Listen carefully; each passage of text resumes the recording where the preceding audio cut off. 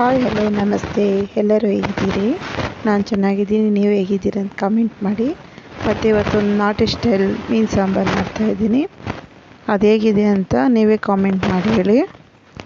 ಹೇಗೆ ಕಮೆಂಟ್ ಮಾಡೋದು? ನಾವು ತಾನೇ ಮಾಡೋದು ತಿನ್ನೋದು, ನಾವು ಹೆಂಗೆ ಹೇಳೋಕ್ಕಾಗುತ್ತೆ ಅನ್ಬೇಡಿ.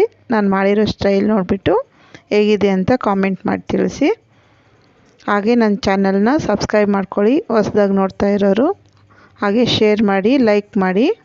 ಈಗ ಇದಕ್ಕೆ ಬೇಕಾಗಿರೋ ಸಾಮಗ್ರಿಗಳನ್ನು ನೋಡ್ಕೊಂಬರೋಣ.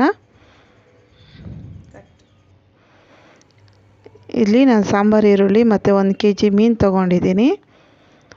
ಸಾರಿಗೆ ಸಾಂಬಾರು ಈರುಳ್ಳಿ ಹಾಕಿದ್ರೆ ತುಂಬ ಟೇಸ್ಟಿಯಾಗಿರುತ್ತೆ. ಮತ್ತು ಬೆಳ್ಳುಳ್ಳಿ 1, ಸಾಂಬಾರು ಪೌಡ್ರ್ 1 ಸ್ಪೂನು, ಧನಿಯಾ ಪುಡಿ 2 ಸ್ಪೂನು, ಖಾರದ ಪುಡಿ 1 ಸ್ಪೂನು, ಕೊತ್ತಂಬರಿ ಸೊಪ್ಪು, ಶುಂಠಿ, ಕೊಬ್ಬರಿ, ಟೊಮೆಟೊ, ಚಕ್ಕೆ ಲವಂಗ ಮತ್ತು ಅರಿಶಿನ ಪುಡಿ. ನಾನು ಚಕ್ಕೆ ಲವಂಗನ ಪುಡಿ ಮಾಡ್ಕೊಂಡಿದ್ದೀನಿ.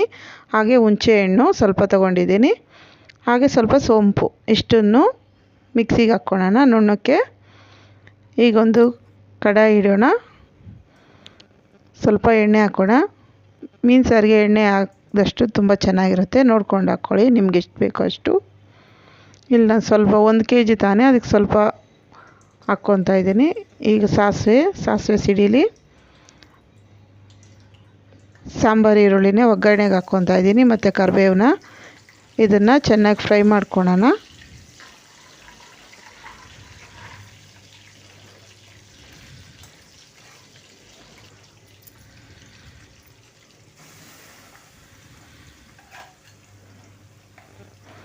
ಈಗ ನಾವು ರುಬ್ಬಿರೋಂಥ ಮಸಾಲೆನ ಹಾಕ್ಕೊಂಡು ಚೆನ್ನಾಗಿ ಫ್ರೈ ಮಾಡ್ಕೊಳ್ಳೋಣ ಎಣ್ಣೆಯಲ್ಲಿ.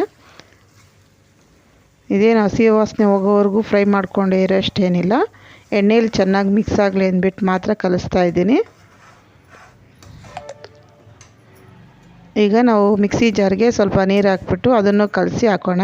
ವೇಸ್ಟ್ ಮಾಡೋದು ಬೇಡ.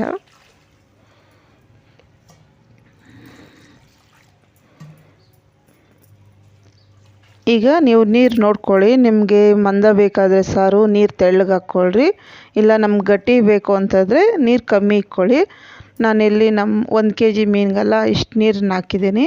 ಅದು ಚೆನ್ನಾಗಿ ಕಾಯಬೇಕು. ಚೆನ್ನಾಗಿ ಕಾದಿದ್ರೆ ಸಾಂಬಾರು ಮಂದ ಬರುತ್ತೆ. ನೋಡಿ, ಇಷ್ಟಿದ್ರೆ ಸಾಕು.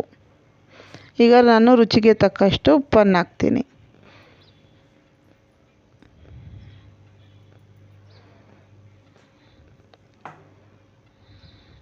ಈಗ ಒಂದು ಪ್ಲೇಟ್ ಮುಚ್ಚಿ ಒಂದು ಅರ್ಧ ಅವರ್ ಬಿಡಿ. ಚೆನ್ನಾಗಿ ಕುದೀಲಿ ಸಾಂಬಾರು.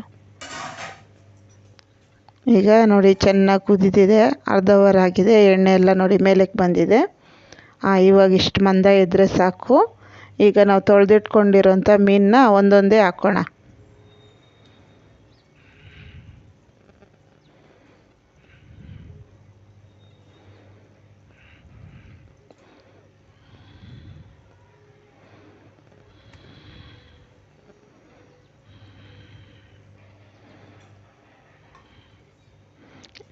ಸುಮ್ಮನೆ ಅದು ಮುಳುಗಿದ್ರೆ ಸಾಕು. ಸೌಟಿ ಕಲ್ಲಾಡಿಸ್ಬೇಡ್ರಿ, ಯಾಕಂದರೆ ಮೀನು ಮುರಿದೋಗುತ್ತೆ.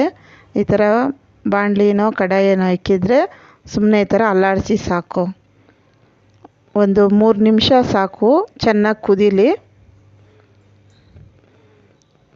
ಈಗ 3 ನಿಮಿಷ ಕುದ್ದಿದ್ದಾಗಿದೆ. ಮೀನೆಲ್ಲ ಬೆಂದೋಗಿದೆ.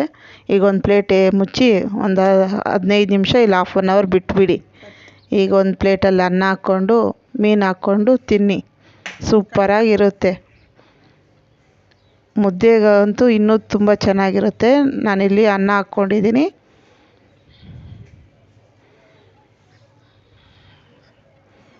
ಆಹಾ, ಸೂಪರ್. ನೀವು ಒಂದ್ಸಲಿ ಟ್ರೈ ಮಾಡಿ. ಓಕೆನಾ? ಬಾಯ್.